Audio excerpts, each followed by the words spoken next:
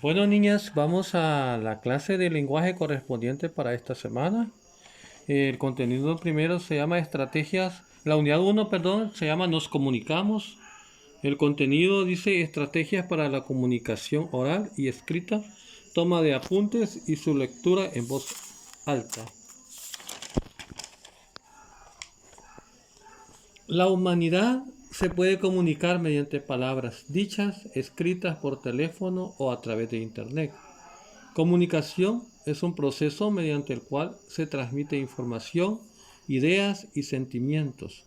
Sus principales elementos de la comunicación son el canal, que es el medio a través del cual se envía el mensaje. Puede ser el aire, papel, la pizarra, un lienzo, etc. El canal se envía tenemos el emisor, que es quien envía el mensaje. El mensaje es lo que se comunica. El receptor es quien recibe el mensaje y el código, que son los signos usados para comunicarse. Puede ser palabras, dibujos, movimientos, gestos, sonidos, etc. Entonces los elementos de la comunicación son el canal, que envía un mensaje, el emisor, que lo envía el mensaje al receptor y que utiliza un código para enviarlo. La comunicación es adecuada si el receptor comprende el mensaje enviado por el emisor. Casi siempre el emisor se convierte en un receptor y viceversa, como en una conversación en la que se intercambian los papeles de emisor y receptor. A las situaciones, objetos o seres que afectan la comunicación se les llama interferencia. Ejemplo, el emisor olvidó qué era lo que tenía que decir. El receptor está distraído escuchando música. Hay mucho ruido en el ambiente. Se descargó el teléfono y se cortó la llamada. O el emisor y el receptor hablan idiomas diferentes. A fin de comunicarse adecuadamente, hay que evitar las posibles interferencias. Por eso se recomienda que el emisor esté claro de lo que quiere decir, que el receptor esté atento y preparado para recibir los mensajes. Hay que evitar ruidos o situaciones que dificulten la escucha o la visión del mensaje, es decir, que afecten el canal de comunicación. Hay que estar seguro de que las palabras sean comprendidas al receptor, es decir, que el receptor y el emisor compartan el mismo idioma, el mismo código, perdón. Si es una conversación, hay que respetar el turno para hablar. Hay que asegurarse de que sea el momento y el lugar adecuado para comunicarse. Por ejemplo, durante una obra teatral o bajo una tormenta eléctrica no se podría. Identifiquemos los elementos de la comunicación en el siguiente episodio. Dice, Jorge llega al país con demasiados reyes, una solicitud de ayuda. En el camino se encuentra un príncipe de ese lugar, quien le dice, detente súbdito, te ordeno que vayas al río y me traigas agua. El caballero al escuchar estas palabras se sintió ofendido y siguió su camino. Veamos quién es el emisor en este episodio. El emisor es el príncipe, el receptor es Jorge, el mensaje dice te ordeno que vayas al río y me traigas agua. El canal que usaron es el aire y el código son las palabras. El lenguaje oral es momentáneo. Las palabras corren el riesgo de ser olvidadas.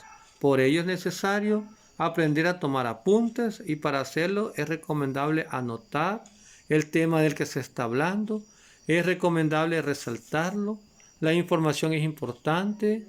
Usar abreviaturas que ya existen como doctor, DR o crear propias como por ejemplo.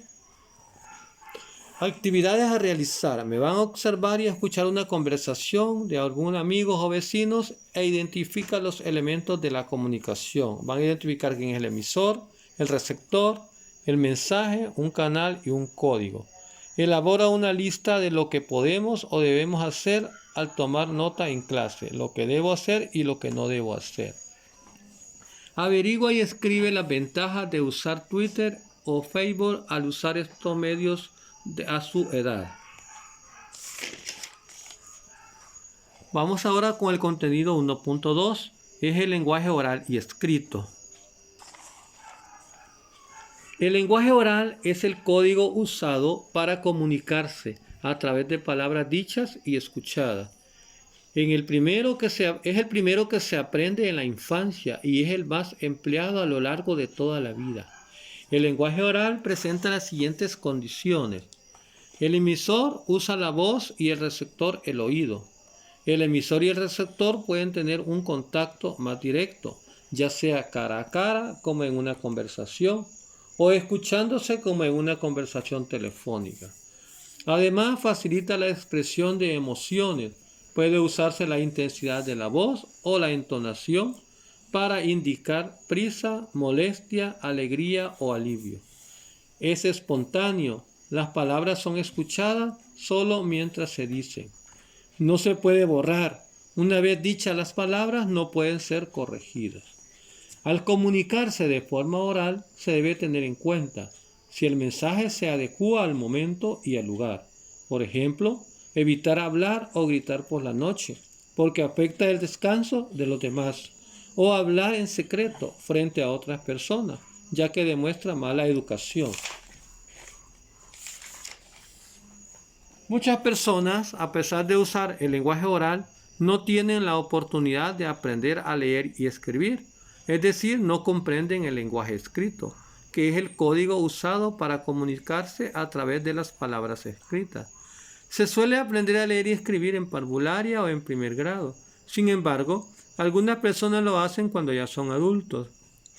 El lenguaje escrito presenta las siguientes características. El emisor usa las manos para escribir y el receptor la vista para leer. El contacto entre el emisor y el receptor pueden ser menos directos, por ejemplo, en una carta, en un afiche o un periódico. Rara vez se puede ver a su autor. Las emociones se pueden expresar con palabras, también se usan los signos de admiración.